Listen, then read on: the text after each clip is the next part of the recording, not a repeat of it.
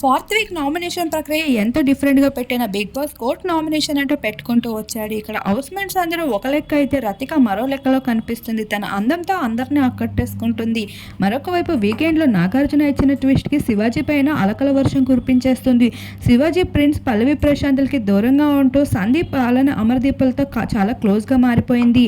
శివాజీ కోసం విపరీతమైన కంప్లైంట్స్ చెప్తూ అమర్దీప్ దగ్గర మార్కులు కొట్టేస్తూ ఉంది. అమర్దీప్ కూడా రతికకి అంతే సింపతిగా సపోర్ట్ని అందించేస్తూ కనిపించేస్తున్నాడు. రతిక వేసిన డ్రెస్సింగ్కి ఆఖరికి కంటెస్టెంట్సే కాదు ఆడియన్స్ కూడా చూపులు తిప్పుకోలేని విధంగా తన పాపులారిటీని పెంచుకోబోతుంది.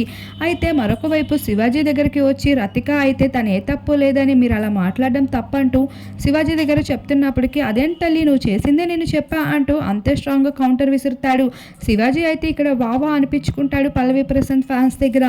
ఇలా వీకెండ్ ఈ ఎపిసోడ్ని చూసుకున్నట్లు అయితే నామినేషన్ గొడవలు ఎంత హాట్గా నడుస్తూ ఉంటాయో రతిక అంతే మసాలా యాడ్ చేసి ఈరోజు ఎపిసోడ్ని మరింత హైలైట్ చేయబోతుంది.